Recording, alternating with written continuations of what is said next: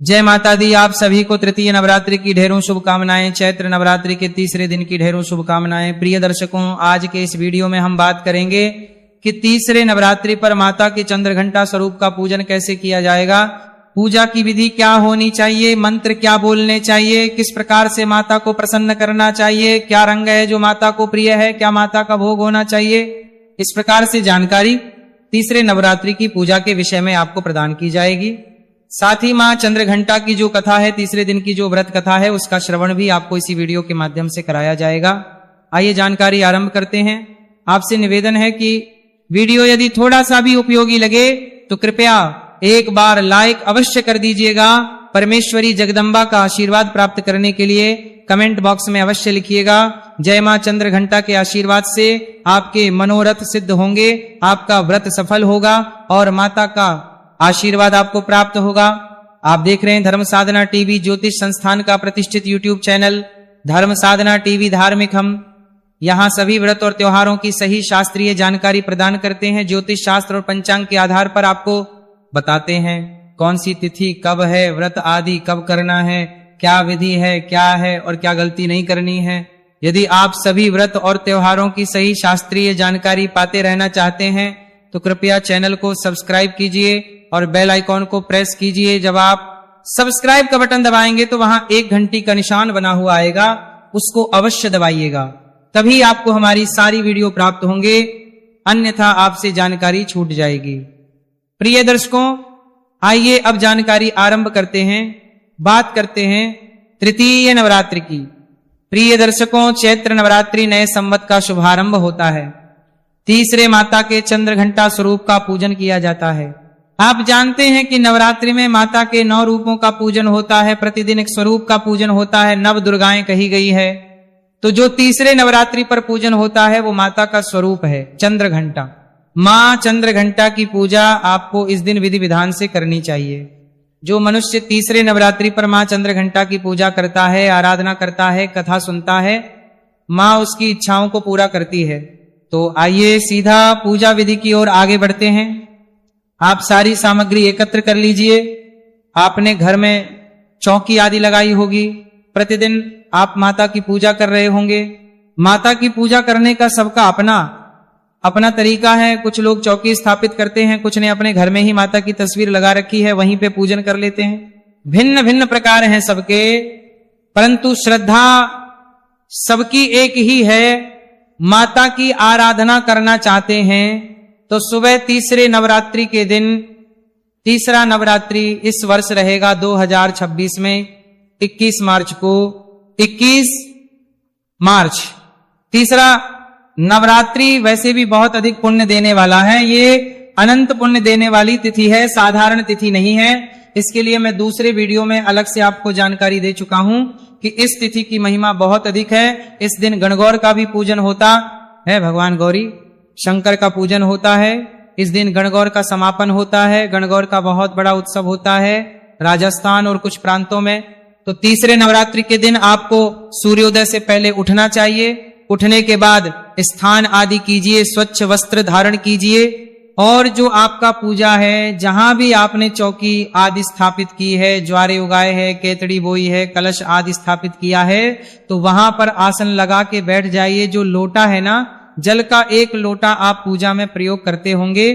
कल आपने उसमें जो जल भरा था, उस जल को अब आप पीपल में अर्पित कर दीजिए या किसी अन्य पौधे में अर्पित कीजिए।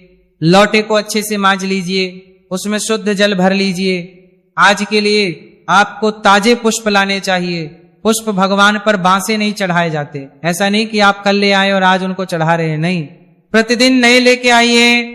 माली जो भी बेचने वाला है, फूल वाला, उससे लेके आइए। और यदि आपके घर में पौधे हैं फूल के तो आप स्वयं भी तोड़ के ला सकते हैं। तो ताजे पुष्प लाने हैं, लोटे को मांज लीजिए, उसमें पहले थोड़ा गंगा जल भरिए, फिर शुद्ध जल भरिए और आपका जो पूजा स्थल है वहां पे आसन लगा के लोटे में जल भर के बैठ जाइए। आप आज के लिए नए ताजा पुष्प लाए होंगे। जैसा कि मैंने आरंभ में भी बताया कि बास्य पुष्प नहीं चढ़ाए जाते हैं। आज आप पीले रंग के या लाल रंग के पुष्प माता को अर्पित कर सकते हैं। बाकी तो जैसे यहां उपलब्ध हो जाए उसके अनुसार चलिए। आप ऐसा ना हो कि आप एक पुष्प ढूंढने के लिए पूरा समय ही लगा दें। पुष्प चढ़ाना आवश्यक है। रंग अगर ना भी मिल पाए उस दिन के अनुसार तो कोई बात नहीं, और अगर मिल जाए तो लाल या पीले रंग के पुष्प आप लाइए, पूजन आरंभ करते हैं। सबसे पहले मां जगदम्बा का ध्यान करेंगे। ओम सर्व मंगल मांगल्ये शिवे सर्वार्थ साधिके शरण्ये त्र्यंबके गौरी नारायणी नमोस्तुते। मां जगदम्बा के आज चंद्र घंटा स्वरूप का हम पूजन करने जा रहे हैं, उनका ध्यान कीजिए। वंदे वाचितला भाय चंद्र आर्धकृत शेखराम सिंहारूढ़ा चंद्र घंटा यशस्विनीम मणिपुर स्थिताम तृतीय दुर्गा त्रिनेत्राम खर्ग गदा त्रिशूल चापशर पद्म कमंडलु माला वराभीतकराम पटांबर परिधानाम मृदुहास्या नाना ललकार भूषिताम मैजीर हार केयूर किरकिणी रत्न कुंडल मंडितामर प्रफुल्ल वंदना विवाधारा कांत कपोलाम तुगम कुचाम कमनीया लावण्या क्षीण कटिनितम बनीम। बोलिए चंद्र घंटा मात की जय। मातेश्वरी को नमस्कार कीजिए, मां से प्रार्थना कीजिए कि हे जगदम्बे, आज आपके चंद्र घंटा स्वरूप का मैं पूजन कर रहा हूं या कर रही हूं, इसे आप स्वीकार करें। माता को सबसे पहले स्नान करा आता है, तो स्नान के लिए जल के छींटे दीजिएगा। शुद्ध जल समर्पित कीजिए, माता को शुद्ध जल से स्नान कराइए। तो फूल के माध्यम से जल के छींटे दे दीजिए। माता को स्नान कराने के बाद वस्त्र अर्पित करेंगे। वस्त्र के रूप में मौली का एक टुकड़ा तोड़िएगा और माता को अर्पित कीजिएगा। वस्त्र समर्पित कीजिए माता को। माता को वस्त्र अर्पित करने के बाद अब आप तिलक लगाइए। आदि से माता को तिलक लगाइएगा। तिलक लगाइए कंद समर्पित करने के कीजिए, तिलक लगाइए, अक्षत लगाइए, तिलक और लगाने के बाद मातेश्वरी को पुष्प अर्पित किए जाएंगे। आपके पास लाल या पीले रंग के पुष्प है तो वो चढ़ाइए, अन्यथा जो पुष्प आपके पास उपलब्ध है आप वह चढ़ा सकते हैं। माला है तो माला पहनाएगा, पुष्प समर्पित कीजिए देवी को और माला पहनाइए। अगर माला है तो ध्यान दीजिएगा, धूप और दीप ये आपने आरंभ में ही प्रज्वलित कर लेने हैं, जला लेने हैं। अखंड ज्योत आपने जलाई है तो भी आपको अलग से एक दीपक जलाना है, जिससे आप अंत में माता की आरती भी कर सकते हैं। पुष्प अर्पित करने के बाद अब मातेश्वरी को आप धूप दिखाएंगे, दीप दिखाएंगे। ओम देवी चंद्र घंटाय नमः। धूप दिखाइए। धूप दिखाने के बाद अब दीप दिखाएंगे। धूप दिखाइए, दीप दिखाइए और नैवेद्य अर्पित कीजिए। नैवेद्य के रूप में आप माता को दूध से बनी हुई किसी भी मिठाई का, खीर आदि का भोग आज आप माता को लगा सकते हैं। आज के दिन मां चंद्र घंटा को यह भोग बड़ा कल्याणकारी होता है। अगर ना हो तो आप मिश्री अर्पित कीजिएगा। बताशा है तो बताशा अर्पित कर सकते हैं, समर्पित कीजिए देवी को। और इसके बाद आप जल आचमनी कराएंगे तो पुष्प के माध्यम से जल के छींटे दीजिएगा। ओम देवी चंद्र घंटाय नमः।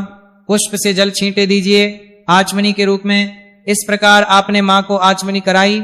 अब आप तांबुल अर्पित करेंगे। तांबुल के रूप में एक पान का पत्ता लीजिए, उस पे 2 लौंग, 2 इलायची और 1 सुपारी रखिए, बीड़ा बनाइए, वह माता को अर्पित कीजिए, को तांबुल अर्पित कीजिए। दक्षिणा यदि आप अर्पित करना चाहते हैं तो द्रव्य दक्षिणा चढ़ाइए और हाथ जोड़ के देवेश्वरी को नमस्कार कीजिए। अब माता से प्रार्थना करेंगे। मैं प्रार्थना मंत्र पढ़ता हूं।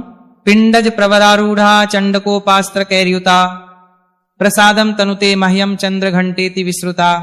मां की स्तुति करेंगे। या देवी सर्वभूतेषु मां चंद्र घंटा रूपेण संस्थिता नमस्तस्यै नमस्तस्यै नमस्तस्यै नमो नमः। बोलिए चंद्र घंटा मात की जय।